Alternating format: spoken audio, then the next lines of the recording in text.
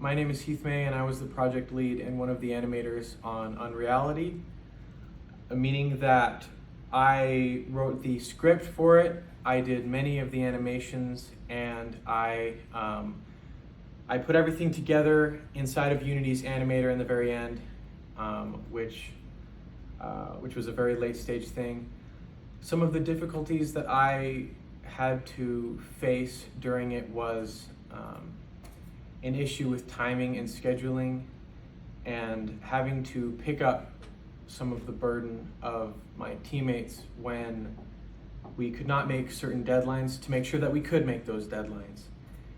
And that to me was probably the most difficult part of this assignment, was just being on my feet and being ready and adaptable to overcome any challenge that came my way. And I was able to overcome it. I was able to get everything on time and make sure that we successfully met our deadlines. So thank you very much. Hi, my name is Brandon Pilcher. I was an audio designer and programmer for the Unreality game. During it, I just implemented all of the audio into our animations and our games and wrote all these scripts for them. Something that was difficult was learning how to do all of that, as I didn't know prior to it. But after I figured it out, that was the only obstacle I had, so it was pretty easy to overcome it, and it just became a fun thing to do. Hi, I'm Jordan Barit, and I was the main programmer for our interactive comic. What I did was I specifically incorporated different tutorials and assets into interactive elements that we could use for different scenes within the game. And the biggest thing that I struggled with was understanding other people's code. It was a lot of different logic than I'm used to using, and it's coded differently than I would have done it. And the way that I overcame this was by relying on some upperclassmen to give me some different perspectives, as well as just coming back to it after some time to think about it. Hi, my name is Marcus Fenn, and I was one of the lead animators for our game Unreality. One of the things that I worked on was making the bigger animations that connected all of our interactive pieces throughout the game. One of the things that I struggled on most was making sure that I was keeping up with everyone else's animations, and if something had fallen through, to pick it up and make sure that it was completed in time.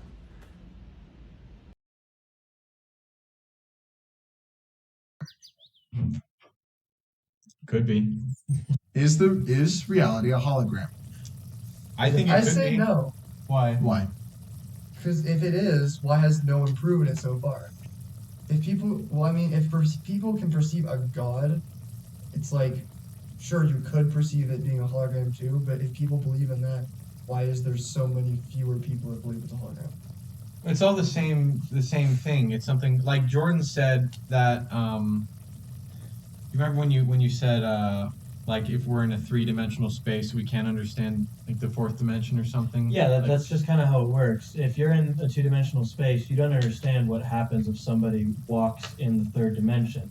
They're just disappearing from your view. I cannot understand that. Just, that's my mind. At all. Well, so you if know, you like, look at a flat perspective and you Right. have two characters walking along the platform, they can see each other on the x-axis. But then as soon as the third, But it's- how can a way that a lot of people prove that a hologram is, or the reality can be a hologram, is that our senses can be severely messed with.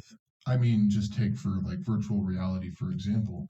You're in virtual reality and you're walking around, and like just the subtle motion of you falling already sends your body into this inertia state, and you feel like you're gonna fall. You feel like you're woozy, and you're so nauseous. Our system, our mind, is so manipulative. Wait, no.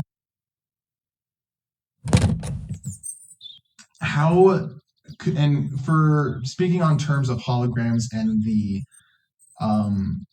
how they're made now, how could lenses come into effect in a hologram, So, or how a hologram We would talked work? about what would happen if like this was just all a simulation. Like if Right.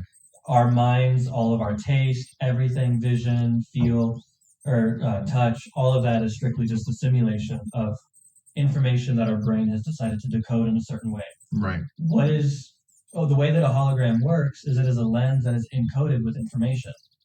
What is to stop somebody from changing the information that is encoded in the lens, therefore altering how the universe works, how we perceive the universe, how our universe even functions? The Right. laws of nature only exist because they exist. There's really no reason behind it. If you had a plain clean lens and there was a smudge on it, how could that smudge affect so much of the information that's being brought into? It would completely distort all of the information that's being projected by the light. Right. We use fiber optic today. We use fiber optic currently to just kind of transfer our internet signals, and it'd be a similar thing. They would be using light to transfer.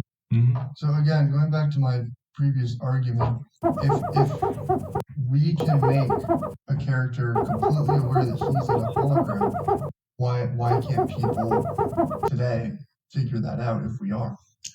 Who's to say Ours- that we haven't? Yeah, ours is more theoretical, but there are certainly things that we don't understand. There are plenty of things that we don't understand about our reality or science.